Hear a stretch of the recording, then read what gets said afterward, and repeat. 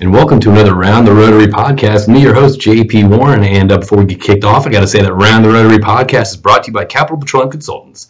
CPC specialize in project engineering and well site supervision in all disciplines of the oil and gas industry.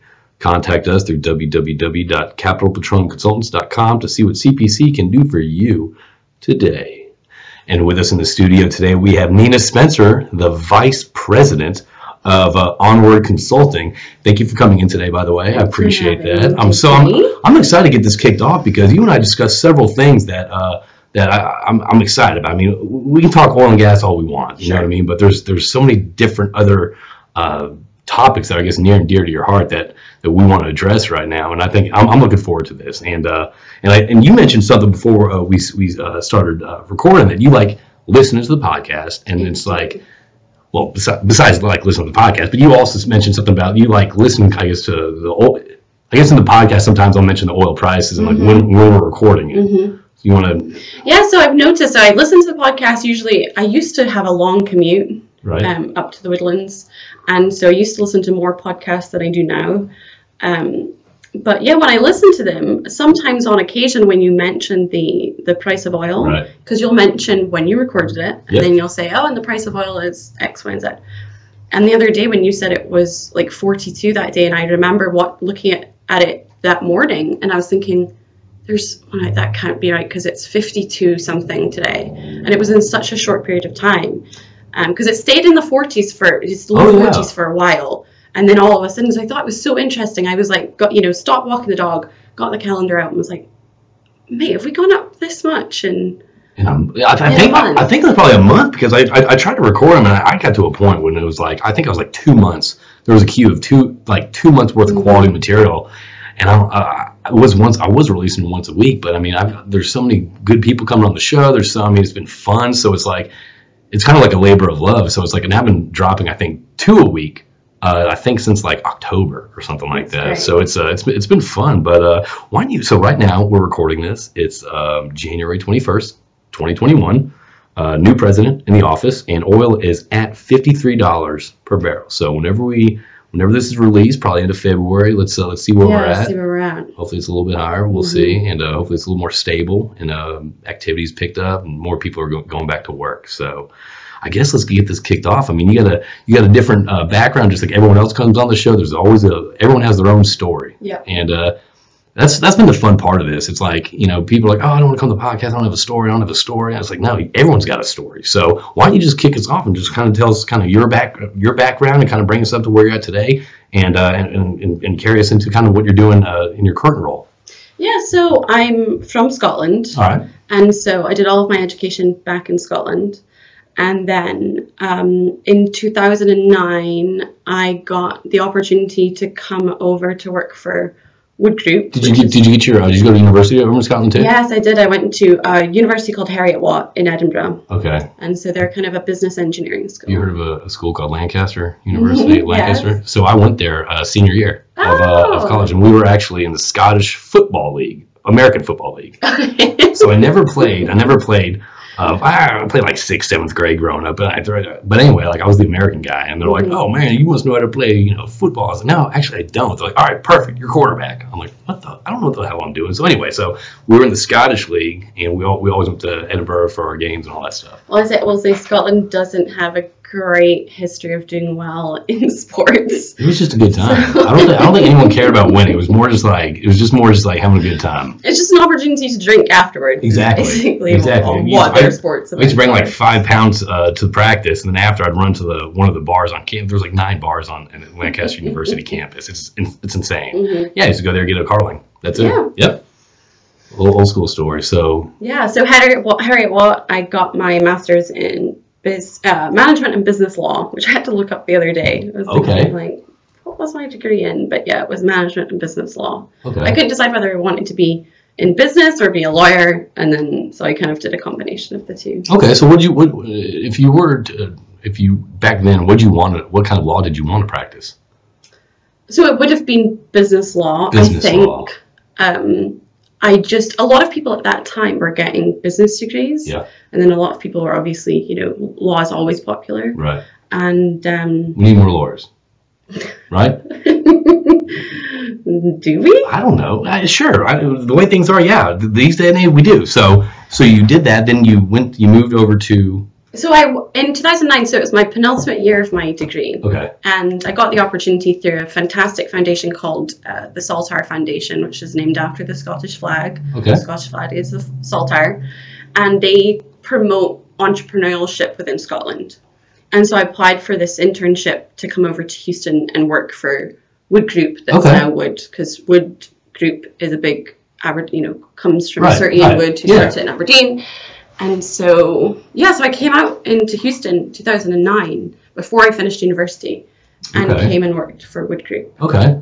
And it was great. And then I went back to Scotland to finish my degree, and I did my dissertation on kind of stuff that I'd learned through Wood Group.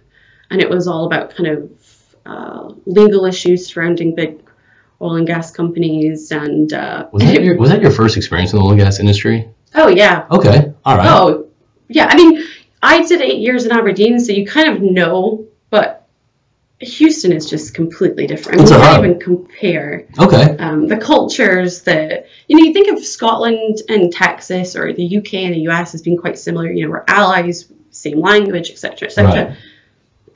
I feel like a Martian. Really? Oh my gosh. Good or bad? And both. Okay. There's both. I look back and things I did now, when I first arrived, and I thought, what a numpty, you just had no clue. So, being at Wood and going back and finishing your degree and all that stuff, did you, at that point, were you like, I want to stay in the oil and gas industry? Kind of, yeah. Okay. Yeah, it was, I just thought it was great. What drew you in? It was so busy, and there seemed to be so many opportunities. Okay. So, Wood and Aberdeen obviously is very well known. Sir Ian Wood started it in Aberdeen, but Wood at that point, was Mustang, JP Kenny. There were so many opportunities, and so you looked at it and you're like, if this is the opportunities just with one company, what else is out there? There's just so many opportunities. All right, and it was the opportunity side of things, and the people that you met in Houston. How was that? So there was a lot of Scottish people that worked for Wood. Yeah. So that part was great, but it was the Texan part. There's so many characters in the oilfield. Oh my gosh. And there's so many characters. They all have great stories too. Great sayings, and it's that was my experience too. And when I came back out to work in Houston, I was working for a company. My first job in Houston, 2010, after I finished my degree, was a company called Engineering. Yep. West Engineering was out in Brookshire, in kind of Katy. Okay, yeah. And it was a family-run business filled to the brim with proper Texans. Proper Texans. What's a proper Texan? The guys that wore Stetsons every day to the office. They had their big pickup trucks. They lived on a ranch. They got their Wranglers pressed. Yeah, and they got the Wranglers pressed, starched out. And even the work, in the UK, from being in the UK, there's no casual Fridays in the UK. Right. We like to, wear a shirt and tie. Even at school, I wore a tie for 6 years in high school. It's a little more formal, a little bit, yeah. So I rocked up to this company in 2010 that was incredibly busy after Deepwater Horizon, because we were certifying BOPs. Okay. And I just imagined what these guys thought of me, because the only wardrobe I had was from the wardrobe from when I was working in the UK. It was all professional. Yeah. And it's still, I didn't have any money back then, so I couldn't even go out and, buy something if I wanted to. But, I used to turn up in a suit, skirt suit to Brookshire, Texas. You know what? I always say overdressed. This is one of those things people always ask, why wearing a blazer? Why wearing a blazer? I'm like, why not? Yeah. You know what I mean? Why not? But that was a great experience. They were proper Texans. So they were proper Texans, so you're exposed to the Texas culture right there off the bat. And then what happened? How long were you with that company, and then where'd you go after that? So they had what I thought was a really unique culture, but it turns out it's just the Texas entrepreneurial spirit that lives in America that, I'd love to get into, because it's just, wow. And they would allow me any opportunity. So I came in and they sent me to water survival. And I was like, Did you have to do the whole egress thing when you go out of the helicopter? Yeah, but I was like, I'm in office like regulatory SAMs. I'm looking at this new regulations. Like, why am I going to? And my boss at the time was just like, it'll be good experience for you, you know. And he would bring me to. We were working with, because we were one of the only BOP certification companies in 2010.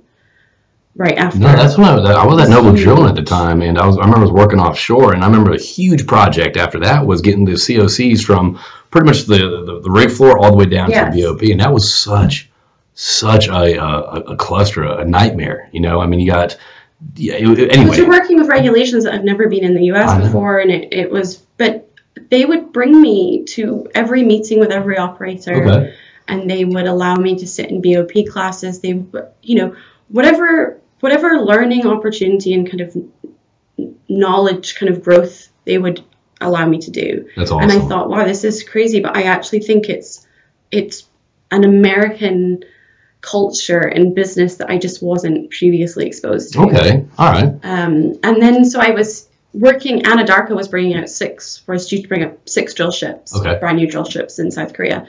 And so I started to kind of work a lot in-house with Anadarko. With all of their SEMs, all of the safety and environmental management stuff that was coming through the regulations that, you know, Bessie had just put out. And then they asked me if I'd like to kind of be the third party kind of project manager for their drill ships in South Korea. Okay. So West, at the time of me kind of starting to go over to South Korea, West was getting bought by Lloyd's Register. Okay. Which in itself was really interesting because you had a British company. So Lloyd's Register was British. They just bought a Dutch company, Moduspec, and a Texas company in West, in Brookshire. And they're trying to merge them all together. Well, if you know anything about, like... Cultures. Yeah. Those 3 to form one. So how was that? But also, I mean, I would assume that you might have a leg up on people because you have the UK culture down. You got exposed to the Texas culture. So, I mean, was it easy transition for you? So I thought, like, when I found out that it was Lloyd's Register that was buying West, I thought, like, this is going to be great for me. Right. I'm like, I'm British. This is a British company. I know Lloyd's Register. This is going to work out really well for me. But again, I realize that I prefer maybe that's not the right word. I do better in the American way of doing business than I do in the British way of doing business. Can you give me a brief 30,000-foot view on the differences between the American way of doing business versus the UK? So in the UK, we love, and I'm I'm generalizing, but this is, Generalize. I asked you for the 30,000 brief elevator talk. We love hierarchy, the British, we love hierarchy, we love structure, we tend to promote based on tenure and experience. I find Americans tend to promote based on ability and kind of grit and drive. The ability to get, Like, it's not an exercise in, you've got 10 years worth of experience, so you must be qualified in this, and then in 5 years you'd be qualified in this. So I guess over there you can kind of map out, I guess, when you first day on the job, I guess company loyalty matters over there. Is that a safe thing to say? Yeah. I find over here though, it's like loyalty in companies, I guess people staying at companies for longer than 10, 15 years. That's something that our parents, and now you see people jumping around, and it's not a bad thing, it's not bad, but you see people moving around 2 to 4 years now, and it's pretty normal. And then when you see people that are at a job for over 10 years, you wonder, it's like, why are you at that job for that long? Like it's not a bad thing, but it's different. It's kind of a different I guess career path these days over here, I feel like. And I don't think that I would have been given the same opportunities had I kind of had a career in the UK. Okay. I feel like Americans were a lot more willing to give you opportunities that maybe you didn't have the tenure for, but they thought that you had the capability for. Right. And I love that. I think that goes, speaks to this kind of entrepreneurial spirit that America has, the ability to start a company in the US. You can start a company, you can decide to start a company in Texas, and 3 days later you've got a business bank account. That is not the case everywhere else. And so you guys have this kind of culture that is very based on do you want it enough and are you able, which I love. Okay. All right. So this acquisition's going on. You're in South Korea at the time. So yeah, I was kind of back and forth. I was kind of in-house with Anadarko when I was in Houston. I was in-house with Anadarko, so I was kind of shielded from some of the office politics that were going on. And when I would enter, I would kind of be like, eek, nope, let's go back. Okay. And then and then I was able to spend some time in South Korea, which I loved. I bet that was amazing. It was so good. I'm one of these people that, like, if they told me, like, hey, would you like to live here? I'd be like, yes. Well, what about it? What about it over there that you loved? Besides the food. I love Korean food. It's so good. It's just, I feel like I would say that about most countries, though. Somebody who's like, hey, do you want to move there? I'd be like, yeah, sure. But they just are really respectful group of people. And then working on the shipyard, you were with so many different cultures of people. It was great fun. And I didn't get to really close out the project per se because it was when North Korea had kind of upped the ante and were making these, threats. And so the last couple of times I went over, we were having these kind of air raid sirens. And that's because Dennis Rodman wasn't going over there and fixing world peace. He went over there. He did a good job fixing world peace by going over there, being buddies with him. So you're how long were you in South Korea for? The project was kind of like, I don't know, 18 months. Okay, all right. But we would, we'd go back and forth. Right. And then we were bringing all these 6 drill ships and spent some time in Trinidad, bringing over, doing the training of the crews, and then, came back over. And then once they're in the Gulf of Mexico, that's really when the hard work starts because you're doing all the SEMS and regulatory training. And then the ship has to get on contract, has to go from, I guess, the construction phase over to the operational phase, and everything needs to line up. Yeah. Right. It's great fun. I kind of dealt with that. A lot of learning. I dealt with that at Noble Drilling. I mean, it was such a process too. I mean, because you have one group, the engineering group that wants that their hats, I guess they're placeable once they reach that deadline to get out of the shipyard, but that doesn't mean it's ready to operate. So there's always this balance of, I guess, a struggle, I guess, an internal struggle with companies from going from the shipyard to getting operational, and it's a lot of work. Once it leaves the shipyard, it's not ready to punch a hole in the ground. No, it's not. And and then so, once that had started. Once they'd got, to the Gulf of Mexico, that's when all the SEMS regulatory, that was really kind of my wheelhouse. And at the time, Onward Consulting was really handling that. Okay. And so that's when I changed over from LR to Onward and, kind of took over the Anadarko's side of kind of SEMS. I say took over, I mean, they're the operator, but, helping out with running their, safety and environmental. So this is when you went over Onward. Yeah. So then I was with Lloyd's Register for a couple of years. Okay. And and then Onward was kind of awarded all the SEMS work per se. LR was still doing BOPs, but the regulatory aspect of the Gulf of Mexico was really what I was interested in. The operational. Okay. How do you do everything safely and effectively at the same time as making sure that the government is happy? So you're enjoying that aspect of it, of I guess get the person. So tell me about Onward real quick before you start diving into these other questions. So we are a consulting firm that specializes in offshore personnel. Okay. And it started, with some kind of leadership development stuff, and then really a lot of the SEMS, regulatory assistance. And, now we do material coordinators, safety, logistics, but it's offshore and in-house, personnel is what we specialize in. How was, I guess, during everything this past year in 2020 for Onward, I guess, for the offshore personnel side of things? So, I mean, like everybody, and I know this is the kind of the common thread. It's been 2020 was rough for everybody. Oh, yeah. We had to make some decisions. I think we moved early on, which was good.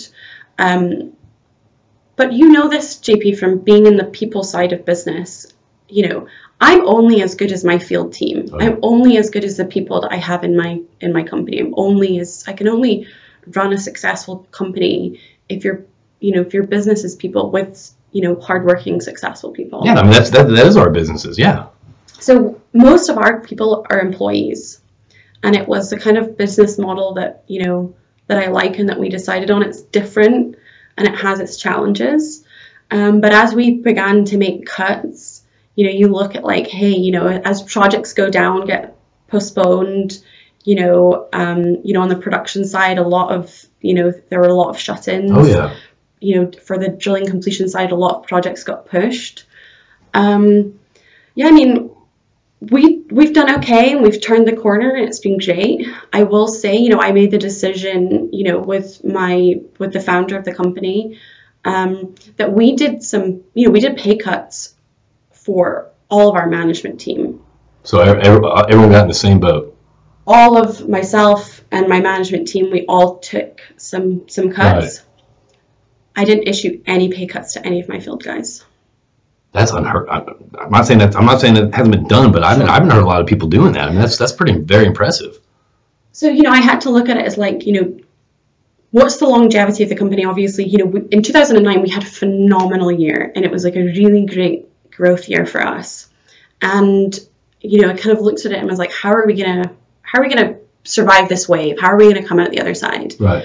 And it's by having great people, and it's by having people that want to work for you. Yeah. And that then your clients, they want working for them too. And I really thought that this was, this is a way that I want to keep as much of my team as intact as possible. So yeah, I haven't issued any pay cuts to any of my field personnel. That's impressive. That's the thing though. It's like, you're exactly right. I mean, well, me, for example, I mean, I can sell a job, you know what I mean? And I do people, I'm a people person. I'm a people person. But like, I mean, however, if I can go out there and, shake hands and sell a job and all, but if the people aren't, that's why I'm always proud of who we have, on our well sites and all that stuff, because you do bet, you put your name with those people, you know what I mean? And that's the thing. If you cut people, it's not like you can go out and get the best hands again, at Onward. You can't just, let people go and just hire them up. And, we're just going to go. You got to keep the team, you know what I mean? Or strengthen the team. Yeah. And that's my opinion. Being on the people side of things, and because we have, close links in both of our businesses, we're not competitors, right. But we understand it's a hard market to play in.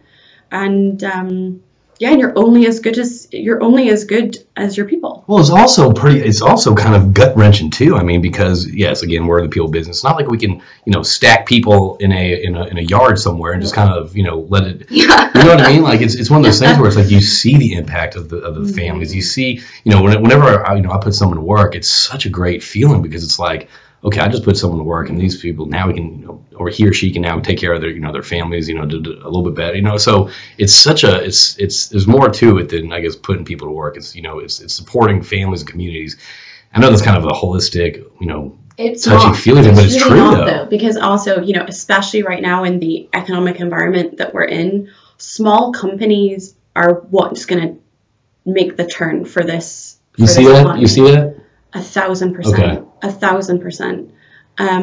99% of all businesses in the US are small companies. 49% of all oil and gas employment comes from small companies. You and I are small companies. Absolutely. And I think when you think of oil and gas, you think of the big boys. You think of the Halliburtons and the Schlumbergers and small companies, employ, just I mean, that's the thing. I mean, big companies. We know more people at smaller companies than we know at, Halliburton or, Schlumberger or something like that. At least I do. Yeah, no, for sure. Yeah. And that's the thing too. It's like, putting people to work and actually there's so many messages I get on LinkedIn. It's like, hey, I've been out of work for, 10 months or 8 months. I have X number of years and it's just like, it's heartbreaking, because you wish activity was there. You wish you can give everyone, some work, you know what I mean? So it is dealing with people is a different side of the business that I haven't dealt with before, but being a people person, I'm assuming, you have to be a people person to be kind of in our industry. It's very fulfilling whenever you retain your employees and then put people back to work. Yep. That's what I think. No, absolutely. Well, let's talk about something. I mean, do you want to talk about Onward a little bit more? Because sure. So talk to me about Onward. So I guess y'all are based out of. So we're based out in Houston. Okay. So actually, we had like I said, we had a great year in 2019, and I ended up, renting office space at the end of 2019. Oh. We relocated we had an amazing offshore guy who we ended up relocating to Houston to start in Houston on the 1st of March. Relocated his entire family, him and his entire family from Georgia. Oh. Because we had all this work coming up.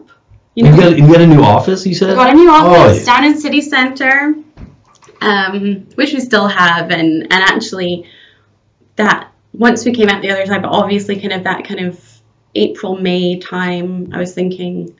Yeah. Because I didn't know how long this is going to last. So you think at the beginning when it happens, you're like, oh, it'll blow over in a month. Yeah, exactly. The news will focus on something else, right? But, looking back on it, it all worked out. It's all worked out. Right. Having our ops manager, in Houston, even though, you can kind of look at it and be like, well, bloody hell, everybody was working from home anyway. Yeah, sorry about that. It could have been next year. But it is what it is, and it happened. So yeah, we've still got a lot of great clients that we're working for in the Gulf of Mexico, managing to stay busy. Is the Gulf of Mexico is it getting a little more active? I mean, we focus mainly we do onshore and offshore, but how's the the environment? So it's picking up now. Okay. Picking up, like a lot of the projects have been postponed, and were postponed in. I felt like a lot of our projects that we were put on to start in March 2020. Right. They basically, a lot of the operators said, we're going to do it March 2021. Okay. And that came out pretty quickly. They're like, okay, this isn't going to blow over anytime soon. We're just going to give ourselves a year. That kind of gave you, I guess the mental capacity to kind of pivot or adjust real quick. If you have that date, like, hey, we're gonna postpone for a year. At least you know what you're working with. Yeah. So we kind of moved into we're working on getting some accreditations that take a while. So sent a lot of my guys to like ISO classes, and we're getting a BESI, a Coast Guard, Center for Offshore Safety, and those things take a while. So it gave us an opportunity to say, okay, some of our team is not going to be working on necessarily offshore projects, but what can we do in the meantime? And so we're working on our ASP, which is like authorized service personnel for the government, that allows you to go to operators and give them their certification. Okay. And these things take a long time. So it was one of these opportunities that we had, because we were like, oh, well, here's a little downtime. Well, that's the thing, though. I mean, it's there's certain companies and certain people that once this thing hits, it's like, okay, well, let's wait until it passes. Mm-hmm. Let me wait till it passes. Once it passes, I'm just gonna get back out there and do the same thing I've been doing. Or there's other companies that actually kind of, you're right, they go in, they look at their processes and systems and think of, okay, how can we improve as a company without this activity going on? What can we do when we are out of the gate? How can we be a stronger, better company? Mm-hmm. So I think those ISO and all those certs, those do take a long time. It's a lot of work too. Yeah, and some of them are a lot of money, and you're sat there going like, oh, do I really want this? But yes, like you say, sometimes you have you've just got to make those changes. Yeah. So no, I feel 2020 was rough for us. Was rough for everybody, I think, unless you're making hand sanitizer. This smells like some off-brand shitty tequila. But I'm excited about 2021. We're seeing the Gulf pick up. I think because we work a lot in the regulatory space. I know that don't want to get into politics, but with the new administration, you never know how it's going to go. Right. But I think whichever way it goes, I think we're going to be okay. We're going to be okay. We're going to be here tomorrow. I mean, a lot of people, it's all doom and gloom if there's a new president. It's like, no, we're going to be okay. It's not the end of the world. And unfortunately, a lot of people feel like everything's the end of the world, but it's not. No, we'll be fine. We'll be fine. I agree. I want to talk to you about something that you're passionate about, and I'm going to kind of let you kind of guide this. You mentioned before we started recording, we started talking, and I said, look, we can talk oil field, but we don't have to. What's been going on in your world and all that stuff. And you brought up something I think again, we've been talking about being an industry advocate on this podcast, and that's kind of been a theme. And I actually think it should start focusing on that more, because we need to do a better job of being industry advocates. And when we're discussing that, you mentioned that you are actually very active as a child advocate. Mm-hmm. Is that correct? Yeah. In the Houston Harris County court system, or mm-hmm. Yeah. Can you talk to me about that a little bit, and kind of your experiences with that, and also, and I'll ask questions throughout, but sure. Kind of how you got involved in that, and I guess the impact it's had for you, and I guess for the lives that you've touched. Yeah. So I did something similar in Scotland. I think, JP, everybody has something that tugs on their heartstring more than something else. Sometimes people, it's their affiliation with animals, yes. or old people, or yes. whatever. For me, there's something about, and has always been, when kids come into care. So once they get,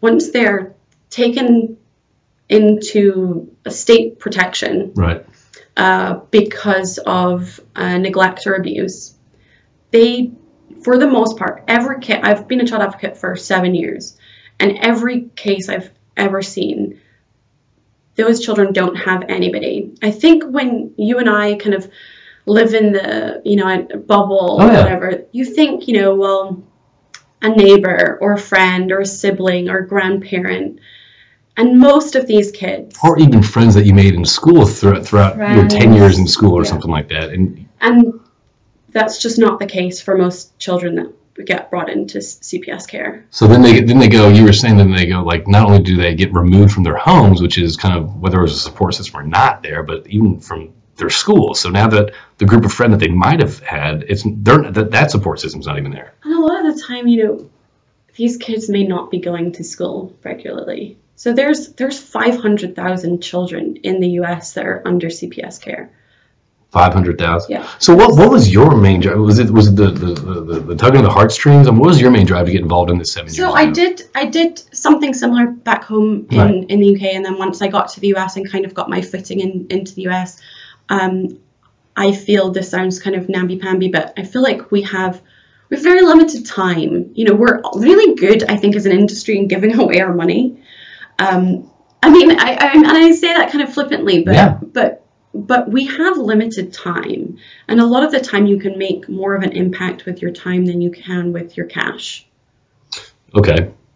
So versus well, here's a check for $2,000 for foster care or whatever it is. I mean, that's not going to be. You still have to make sure that where's that money being spent, and and what are we doing with it? Right.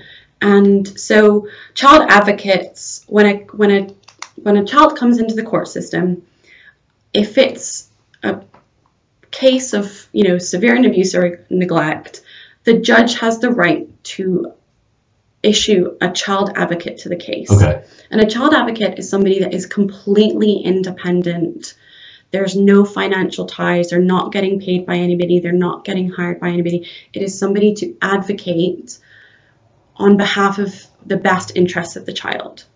So you think of people as being very impartial, but at the end of the day, there's politics and everything. Oh yeah. There's certain judges that have certain issues with CPS. There's certain lawyers that have good relationships with judges. Oh, yeah. There's the whole kind of office politics that go into that. Child advocates is completely removed from that. So they go in, they work with the children directly. They work with the foster homes, the care homes. They work occasionally with the biological parents if they're still around. They work with, whether it's teachers or therapists or whoever, to say, is this kid getting what they need in order to survive and thrive under CPS protection? Okay. And then you go to the courts and you say, hey, this is not the best placement for the child, or, this kid needs X, Y, and Z in order, more education help, more support, or, it's really from kind of the whole system. Well, what kind of so we're talking about this right now because not only are you you hold this near and dear to your heart, but you're very active in this, right? And we're talking about this before the show, and you mentioned that this is something that our industry can get involved in. Absolutely. So I think inherently in oil and gas, and you know this better than anybody because you have them all in your podcasts, but we're a pretty savvy group of people. Oil and gas, it builds tenacious, savvy, articulate, smart people. Yes. And a lot of the time, somebody who goes into homes, goes and sees the system and goes to court, and you have to have somebody that is common sense and is not just caring, but also has the ability to explain the situation. And a lot of the time, I do not agree with perhaps a judge's decision or a CPS decision, and I have to be able to explain why. Express what, because these are things that happen in the courtroom that fundamentally affect a child. Yeah. And it sounds dramatic, but will inherently change the course of this kid's life. So that being said, I mean, I completely agree. I mean, you are impacting lives at that point. You are influencing, I guess, how that child is going to, I guess, from that day on, how their life will be affected. Hearing this on this side of the table, if I'm a listener out there and I want to get involved, it's kind of intimidating. You're talking about courts, you're talking about judges, you're talking about representing this kid between two attorneys. It sounds very intimidating. It sounds like such an awesome cause. But if let's say I want to, or a listener out there, kind of wants to talk about this more, obviously they can reach out to you and contact you. But what kind of, I guess, training is needed to fulfill one of these roles? Or so they give you all the training that you need. It's kind of understanding the boundaries that you need to set. Okay. Give you an expectation of what you're going to be dealing with. But ultimately, I think the sales guys in the industry have it's way scarier to go cold call somebody than it is to stand in front of a small group of people and explain the needs of a child that well and that you care about. Right. To me, I mean, so it's not, they give you all the training that you need. It doesn't have to be super time consuming. So what is the time on if you volunteer for a position like this? So it varies. Sometimes you can get cases that they only require a couple of hours a month, to go visit the kid and, if things are stable. And other times, you get a case and you get to kind of choose the cases and figure out how much time, you're going to spend. But yeah, it's not a massive time commitment, to be honest with you. So that's I mean, you're talking about time. Everyone's short on time, and if I just write a check, that's how I do good and all that stuff. But I mean, this is actual, real, impactful stuff. I mean, this is where the rubber meets the road. So that's kind of would be a lot of people, I feel, hesitation to get involved is the time constraints. Like, I don't have time for that. I don't have time for that. Like, I don't want to, do it. But it sounds like it's not. Literally, it's how much time you want to do. One of my really good friends said to me the other day, they said, the busier you are, the more time you feel you have. And I think it's that kind of time management thing. Yeah. When you're sat at home and you haven't did the squat all day, and then you're like, I need to go to the grocery store, and you're like, how am I going to make this happen? What's funny? This is an excellent point. I think after COVID and all that stuff, there's like two things on my calendar. It's like, back in in February 2020, it was like, oh my gosh, I got 8 appointments today. Perfect. I can squeeze in this. Now there's 2 things on my calendar. I'm like, I can't do this shit. There's too much going on. I got to spread this out throughout the week. I know. And I think it's just, for me, it was one of those things of like, at the end of the day, you make time for the things that you want.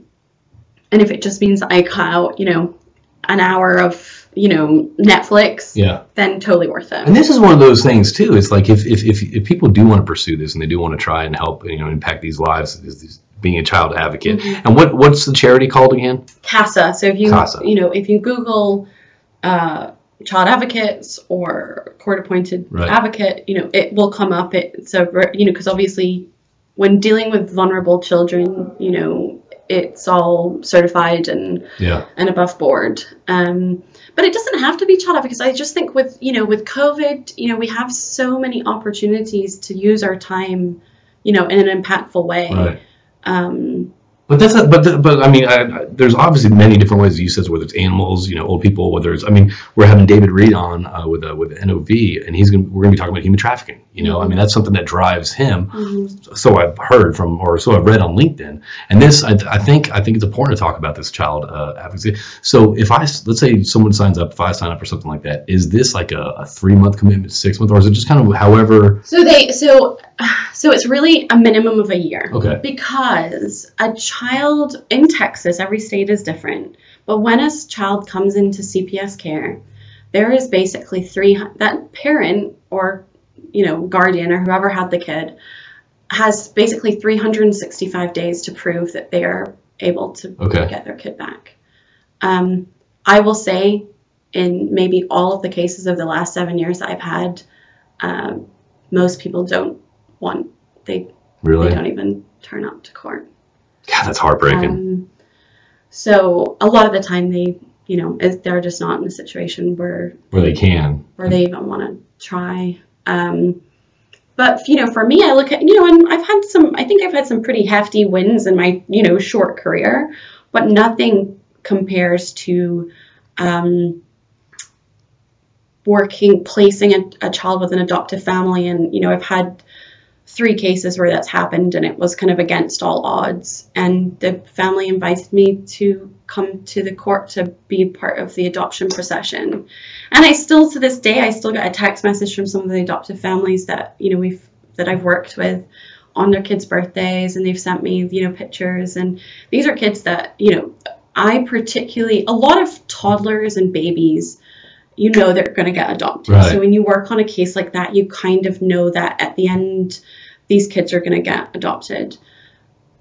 When a kid reaches the age of 8 or older, you kind of, know that the chances is very minimum.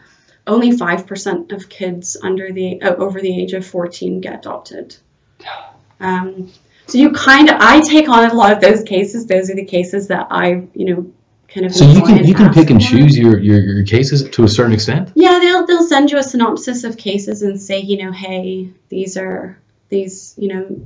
So it might be one of those things, if people are hesitant, or if people are, are afraid to take the plunge into something like this is kind of one of those things where you can kind of cater it how you want, if that makes sense. Yeah, I mean, they'll, your first case, they'll kind of try and match it to your, to your passion, to you, right. What kind of, drives you. You get to say, there are, once you go through the training, you can say, hey, I cannot work with X type of abuse, or I cannot work with Y type, in case that's just not something that you can handle. But for me, and there's a good support system too. I mean, if this is the first case that someone has and all stuff, there's a good support system. Oh yeah, you have a supervisor. Okay. Yeah, you get tons of support. I have a supervisor. If I can't make a court date, they'll take over. If you can't make a visit, they'll take over. So, I mean, tons of support. I think that's such an amazing thing that you do. I mean, first off, it's one of those things you can't really be public about it, because you can't share pictures of the children's lives he's affected or anything like that. So It's one of those things. It's kind of like a quiet, not celebrate, but it's kind of one of those things that you do want to talk about, or that I do, because you are being an industry advocate right now. You're affecting children's lives. You're impacting, doing a direct impact to children's lives. And again, I mean, I'm not saying it's for the will and get, but it's also good because we're getting out there. We're doing things for the community. We're doing things that makes impact, that positive impact on people's lives, and I think that's phenomenal, what you're doing. And obviously when this is released, I'd love if you could link the CASA website or something like that, or maybe write something on how people can sign up, or reach out to you if they have any questions about that. Yeah, and I think even if, people, can't do it themselves, and I completely understand, if you know a child advocate, reach out to that person and ask them, how you can help, because they can get things directly to the child who needs. I know, David Ramsden Wood, his podcast, he was saying, hey, that he doesn't love to give money to big charities. And I completely understand that. But for me, if I'm working with a kid in a care home, or, with a lot of foster kids in the care home, what their needs are. Right. And so, that going directly to the source that needs it. Right. It's not, you're not just putting it in the mailbox and just it's gone, it's out of its way. It's actually hitting someone at home that needs it. I think that's amazing. So what else has been going on with you? I mean, what else? So do you want to discuss this, the CASA? Any more detail or anything that I'm not asking you about this? That's something you can bring up to the listeners that if they have any questions, thoughts about it. I think it's really just, to kind of evaluate, like, what are the things that we're doing? How are we spending our time? It can be kind of obviously quite heartbreaking. You're dealing with severe cases of, abuse and neglect. But it is one of those things that, at the end of the day, you can't appreciate all the good stuff if you kind of don't see the bad stuff. I completely get that. And yeah, I mean, I think it's great. I think CASA is a great, charity, but there's so many out there. So if that's not your cup of tea, then there's other stuff.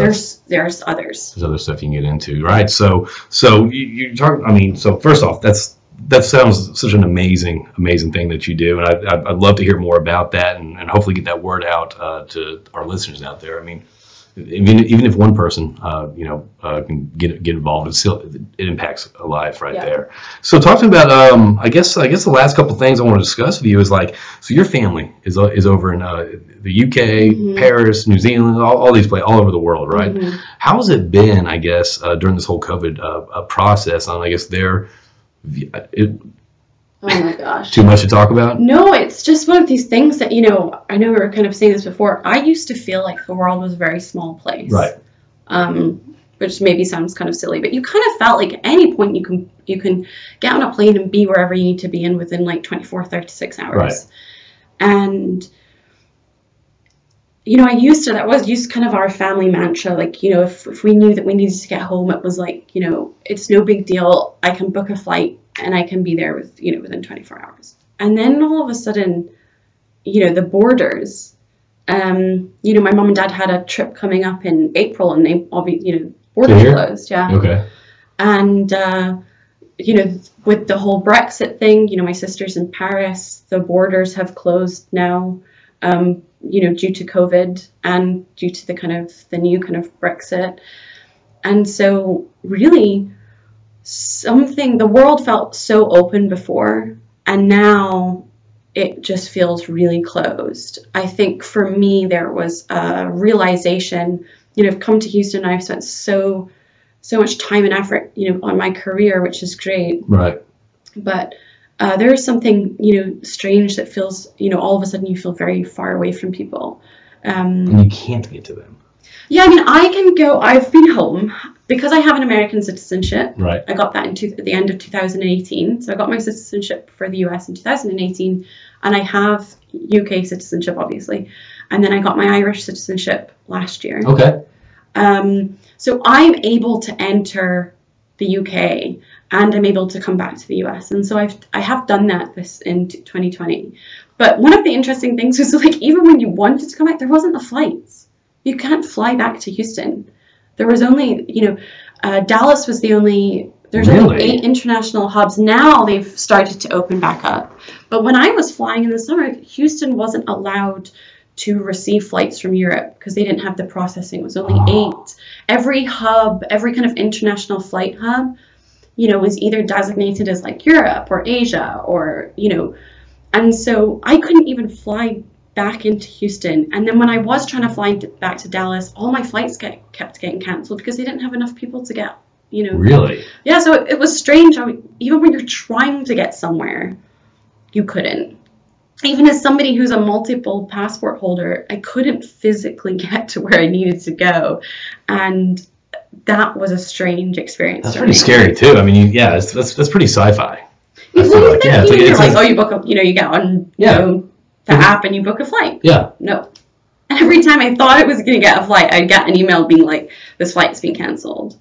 So how's, I guess the UK is on lockdown right now. UK is on super lockdown. How's your family doing over there? My dad's going a bit stir crazy. Really? I think everybody I think everyone's going stir crazy. And they're very strict. So, when I flew back into the US after being in the UK and kind of being in Europe, they took my temperature and then they kind of gave me a little elbow rub and were like, CDC recommends that you quarantine for 14 days. Yeah. Wink, wink. Yeah. But in the UK, it's not like that. They'll check on you. Oh, they will check on you. It's serious. They will check on you. There's a lot of shaming. A lot of shaming if you don't do the quarantine. Shame. Yeah, exactly. Yeah, so I mean, it's, and in Ireland as well, Ireland, my nan is 90 in Ireland, and they won't let their old people out. Really? Mm-hmm. So she was getting shamed because she'd walk down the village and they were like, Margie, you're not allowed out. You're not allowed out. What else am I going to do? So it's, each country is, and then France has all these kind of strange rules about, no exercise after, before 7 a.m. And, every country is different. And so it's been a really interesting roller coaster trying to figure out. But that's interesting because here in the States, in Houston, whatever, we're in our bubble. It's like, oh, mask, oh, this, oh, lockdown, all that stuff. But the fact that you're getting it from Ireland, Scotland, Paris, and New Zealand, you're getting different, I guess, perceptions, I guess, of how the countries are handling in life, what life is like over there during this time. Because you so often you're just focused on what's going on here. But I think that's such a cool experience to get the different perceptions of, I guess how the response, the COVID response, if you will. Yeah. I talked to my parents. They're always like, I'm like, I'm going to meet so and so for dinner tomorrow, and they're like, what? Why? Oh man, so you can do that? And it's funny. My dad, I told him the other day, and I hadn't even thought about it. But I was like, maybe I need to go. Gyms are open. Maybe I need to think about. He was like, gyms are open, and I'm like, he couldn't. It's a different world. Different world. It's a different world. Yeah. What else do you want to bring up right now? We're kind of coming up on an hour. What else do you want to bring up? Oh my gosh, JP. I think we've done a good job. I think so too. I think we've covered, a lot of international topics. And I think, and also not just international, you also brought it up, I think, which my biggest takeaway from this is not just the international talks, but also the impact you're making for, Harris County. And is it just Harris County that you do? Do you do? So Harris County, so it's done by kind of counties. So right. Each person does it differently. And, that was one of the things as well, is like when I thought about do I want my citizenship for the US? The impact that the local. So my the first thing I was ever allowed to vote in was the 2020 election. Oh, really? Okay, all right. And so I got my citizenship, because I knew that I know how much power these local officials, right. have. Right. And so for me, it was important to kind of take part in that civic duty in voting people, in that are making a positive on the impact local level. On a local level. But then my first opportunity to vote was the 2020 election. That dumpster fire? Which was, hilarious because I'd never done it before. Last time I voted in an election was in Scotland, and it was pencil and paper. Oh. And so I walked in and kind of looked like an alien, and I kept thinking it was a touch screen, and this poor man kept telling me, What a first election to vote for. The biggest shit show election that we've had. An election. Oh, yeah, it was bad. It was interesting. I kind of laughed because I thought it was going to be, everything's bigger in Texas. And I used to laugh, one of the first opportunities I ever went to a grocery store in Houston was a Kroger. And before COVID, they used to have the bells where it said if you'd had great service, ring the bell. Yeah, I remember that. And everybody used to ring the bell, and everybody used to whoop and holler. Yeah. So this to me is just America in a nutshell. It's Wild West.